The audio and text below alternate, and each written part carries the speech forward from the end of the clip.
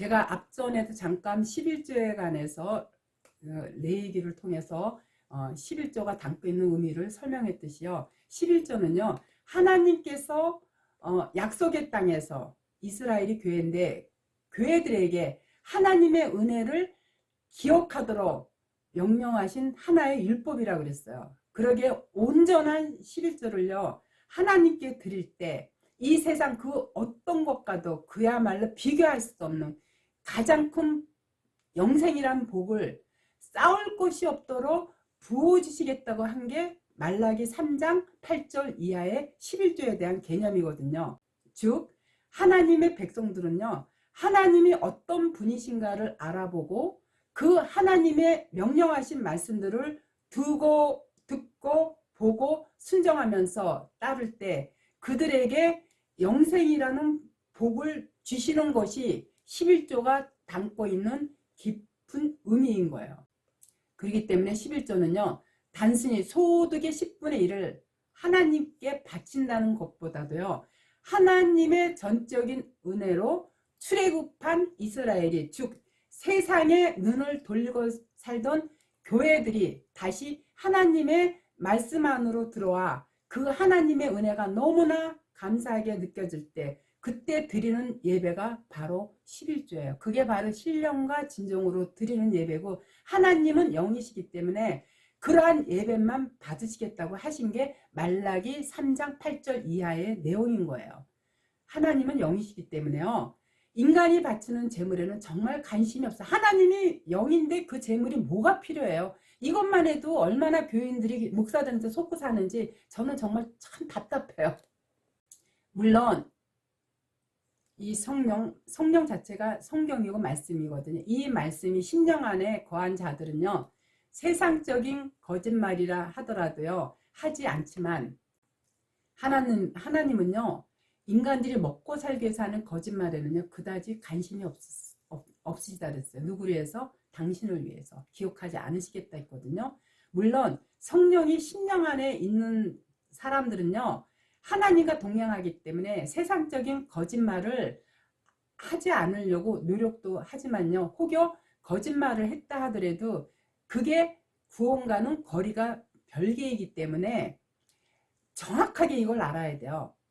하나님은 우리의 세상적인 거짓말엔 관심이 없고 말씀을 가지고 이렇게 목사들처럼 오늘날 목사들처럼 거짓말하고 장난질치라는 것을 가장 진노하시고 그들한테 심판의 재앙을 내리신다라는 거. 우리 교인들은 이거 분명하게 알아야 돼요.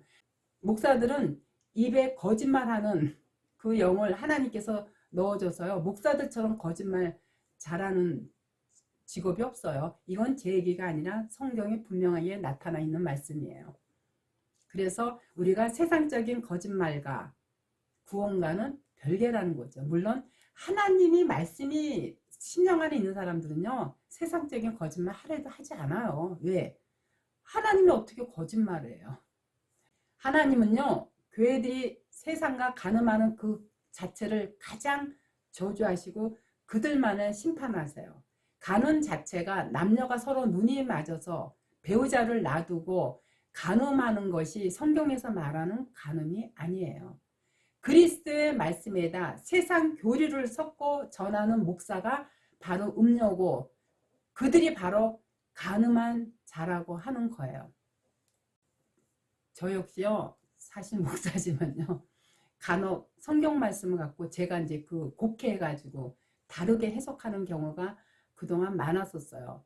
그렇기 때문에 하나님을 만나지 않았을 때 농담처럼 하던 남을 속이면 속였지 거짓말하지 않는다는 우스갯소리가요. 막상 하나님을 만나고 나서 곰곰 생각해 보니까요. 그 또한 아주 틀린 말은 아니라는 생각이 들었던 이유가 바로 이거예요. 나라는 사람이 성경의 진리를 완전히 깨닫지 못했을 때 전하는 그 말씀 속에는 나의 이득을 위한 계산이 없었거든요. 그러나 내가 교회로 사람들을 끌어모으기 위해서 내가 알고 있는 역학 지식에다가 하나님의 말씀을 혼합해서 마치 성령의 은사를 받은 목사처럼 흉내를 내어서 교회로 유인한다면요. 그것이 바로 하나님을 속이는 것이 돼요.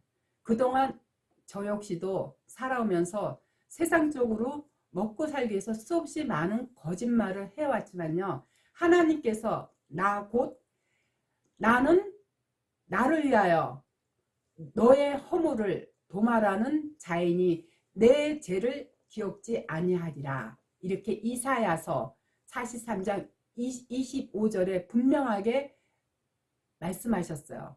그러나 하나님을 향해 속이는 모든 허탄한 거짓 행위와 거짓 정죄는 에스겔 선지자한테 예언하신 것처럼 가차없이 심판과 저주를 내리신다고 천명하셨어요. 이거 교회들 분명하게, 특히 목사들 분명하게 깨닫고 알아야 돼요. 여기서 우리가 주목할 것은요, 하나님께서 우리의 죄를 기억하지 않으시는 이유 속에는요, 하나님 바로 당신을 위해서라고 했어요. 그렇기 때문에 인간을 창조한 목적 또한요, 하나님의 영광을 위해서예요. 이미 창세전에 선택된 하나님의 백성들을 마지막 때에 그들을 하나도 잃지 않고 전부 하나님 나라로 오게 하기 위해서 인간을 창조하신 거거든요. 그래서 이사야 선지자를 통해서 내가 너를 지명하여 불렀나니 너는 내 것이라 이렇게 말씀하셨어요. 이사야 43장 1절에 보면 야곱이 뭐냐면 바로 이스라엘이고 교회거든요. 자, 야곱아 너를 창조하신 하나님께서 이제 말씀하시느니라. 이스라엘아 너를 조성하신 자가 이제 말씀하시느니라. 너는 두려워 말라. 내가 너를 구속하였고 내가 너를 지명하여 불렀나니 너는 내 것이니라. 우리는 하나님께 택함 받은 자가 되어야 돼요. 하나님께서 천지를 창조하시고요. 에덴 동산에 선악과를 만들어 왜 사단인 뱀을 하여금 그 열매를 따먹게 하셨는가? 거기에는요, 순종하는 자와 불순종하는 자를 구별짓기 위해서예요. 그러기에 창세기부터 계시록까지 전체 성경의 요지는요, 심판과 구원에 관한 내용뿐이에요. 그렇기 때문에 마태복음 12장 30절 이하에 이렇게 기록이 되어 있어요. 나와 함께 아니하는 자는 나를 반대하는 자요. 나와 함께 모으지 아니하는 자는 해치는 자니라. 그러므로 내가 너희에게 이르노니 사람의 모든 죄와 해방은 사하심을 얻되 누구든지 말로 성령을 거역하면 이 세상과 오는 세상에도 사하심을 얻지 못하리라. 이와 같기 때문에요. 우리는 성경 말씀 안에서 우리가 날마다 하나님과 동행할 수 있어야 돼요. 예수님께서요. 나라고 하셨어요. 나가 뭐냐면 말씀이라는 뜻이에요. 그리스도와 함께하는 것이 말씀과 함께 동행하는 거다. 그렇기 때문에 사람이 지은 모든 죄는 사하심을 받되 성령, 이 말씀을 해방하는 것은 다시 말해서 거짓 교리를 다 하나님의 백성들을 미혹시키는 것은 사하심을 못한다고 이렇게 분명하게 나타내신 거거든요. 말씀으로 오신 분이 예수 그리스도이기 때문에요. 성경 말씀 그대로 우리가 전하지 않으면요. 그 자체가 바로 성령 해방죄에 해당하는 거예요. 그러면 이 말씀을 거역하면 무엇가 되느냐? 성경 말씀만을 그대로 대언하지 않고 성경 말씀에다 자기의 이득을 챙겨서 교묘하게 물질의 복을 섞어서 전하는 모든 목사들은 심판이고 그게 옳은 자고 따라가는 교인들 역시도 심판의 대상이 된다는 걸 깨닫고요. 우리가 목사들 말에 절대 속으면 안 돼요. 말씀 안으로 회개해서 돌아와서 말씀 안에서 우리가 성경을 대할 때 그 자체가 바로 하나님과 동행하는 거기 때문에 그게 바로 믿음이고 그게 바로 구원이고 그게 영생으로 가는 지름길이에요. 그러므로 우리는 날마다 성경 말씀 안에서 하나님과 동행할 수 있어야 돼요. 그랬을 때 이 내 마음 안, 여기가 교회고 이 마음, 이 성전 안에서 늘 희락과 화평과 그 성령의 열매들이 나를 늘 천국과 같은 삶을 이 땅에서 살게 하는 거예요. 하나님은요, 제가 매번 강조하지만 우리의 궁핍하고 힘들고 어려운 그 문제를 해결해 주시는 게 아니라 그런 어렵고 힘들고 궁핍한 가운데서 우리가 하나님을 알게 되면, 그게 왜 하나님께서 우리한테 그 궁핍함과 가난함과 공고함을 주신가를 깨닫기 때문에, 말씀을 통해서 깨닫기 때문에 그 안에서 평화를 얻는 거지, 우리의 마음을 바꾸어 주시는 거지 우리의 환경을 바꿔주시지 않아. 물론 때로는 어린애 같은 믿음을 가질 때 하나님께서 당신의 살아계심을 나타내기 위해서 간혹 이렇게 물질의 복을 주실 때가 있어요. 그거는 어쩌다 한 번이지, 여러분들 수없이 기도해 봤지만 다 들어주지 않잖아요. 네? 그래서 우리는 항상 말씀 안에서 하나님과 동행할 때, 하나님 아버지가 나의 아버지인데 우리가 뭐 세상적인 그런 염려와 재리와 염려로 인해서 근심할 수 있겠냐는 거죠.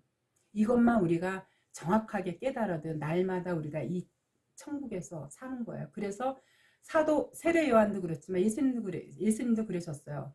회개하라, 때가 가까이 왔다. 왜? 예수님께서 우리를 위해서 십자가에 달리심으로써 하나님 보좌의 원자치로 그 보좌로 가셔서 우리한테 성령으로 다시 오시겠다고 약속하셨기 때문에 바로 가셔서 말씀으로 오셨으니까 성경 66권을 성령의 감동으로 선지자들을 통해서 쓰게 하시고, 그 말씀을 통해서 성령 보혜사 하나님으로 우리 심령 안에 찾아오셨기 때문에 바로 우리 심령 자체가 성전이고 하나님과 동행하는 그 나라가 바로 천국이기 때문에 회개하라는 거예요. 회개는 어떤 세상적인 잘못을 뉘우치고 돌아오라는 게 아니라, 그거는 회개가 아니라 자기 반성이에요. 너희가 알고 있는 성경 지식 그게 아니고 바로 말씀 자체가 하나님이니까 말씀 안으로 돌아오라는 게, 그게 바로 회개하라는 진정한 성경에서 뜻이고요. 그랬을 때 천국이 가까이 왔다라고 하신 거는 말씀이 내 안에 항상 동행하면 하나님과 동행하는 거기 때문에 여기가 바로 천국이라는 뜻으로 세례 요한도 예수님 오시기 전에 회개하라, 천국이 가까이 왔다고 외치고 갔고요. 하나님이신 그 예수님도요, 회개하라, 천국이 가까이 왔다고 말씀하신 이유가 바로 성경과 너희가 항상 동행할 때 우리 마음이 하나님과 동행하는데, 하나님과 동행하는 그 나라가 무슨 나라예요? 바로 천국이잖아. 그래서 천국이 가까이 왔다고 말씀하신 이유가 그거예요. 우리가 성경 말씀을요 정확하게 깨닫지 못하면요 거의 목사들한테 미혹돼서요 평생 교회에다 헌신하고요, 그리고 죽을 때 결국은 어디로 가냐면 지옥으로 가요. 이거 굉장히 무서운 거거든요. 여러분 꼭 성경 말씀 안으로 회개해서 돌아와서 그 말씀과 동행하는 여러분이 되시기를 간절히 기원하겠습니다. 아시겠죠?